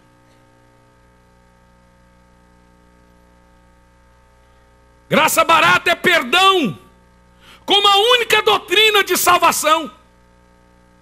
Como? É alterar posição, sem afetar conteúdo. Graça barata chama pecadores a Cristo, mas não ordena que se arrependam. É confundir amor de Deus com tolerância de Deus. Deus ama, mas não tolera. É viver no pecado e usar o amor e a graça como base dessa doutrina. Bonhoeffer disse: a tendência de baratear a graça tem levado sua destruição até o coração do cristianismo. Paulo diz, Romanos 6:1, permanecermos no pecado, para que seja a graça mais abundante. Responda aí os irmãos: de modo nenhum viveremos em pecado, se para esse morremos. 5:21, a graça reina por meio da justiça. Romanos 5:21. A graça barata, irmão, está se tornando rapidamente a propaganda mais popular no desfile do evangelicalismo, que eu chamei aqui nessa manhã carinhosamente, de religião de Caim. Não é o verdadeiro culto a Deus. Vamos ficar em pé. Leve isso para o seu coração, estude. Mas antes eu quero ter um momento, alguns minutinhos, nós orarmos, nos arrependermos, se faltamos com o zelo do que é verdadeiro ao Senhor. E olha, o dia que eu preguei na minha igreja, eu disse, irmãos, eu como pastor vou mudar muito aqui, comprometo e prometo aos irmãos. Eu me comprometi a entender isso. Durante 5 minutos, eu quero que você levante as suas mãos. Johnny. Ore um pouco. Se comprometa a algo mais profundo com Deus. Irmãos, não desperdice seu púlpito. Não desperdice o seu sermão. Charles Haddon Spurgeon dizia que sermão é você pregar para pessoas desesperadas como uma pessoa desesperada. É você pregar como se fosse o último sermão da sua vida. Levante a sua mão e chore e ore um pouco. Fale um pouco com o Senhor aí. Fale um pouco com o Senhor aí. Se comprometa a algo mais profundo na sua comunidade. Não queira ir você e sua igreja para o inferno. Fale com Deus. Fale com Deus. Oh Espírito Santo. Oh Espírito Santo. Nós não queremos pregar a palavra do Senhor de qualquer maneira. Nós não queremos, Senhor, interpretar a Bíblia ao nosso bel prazer, trazendo pseudos revelações. Nós não queremos ser nojentos com o ofício da pregação. Oh Senhor. Oh Senhor. Queremos que o Senhor seja o centro do culto.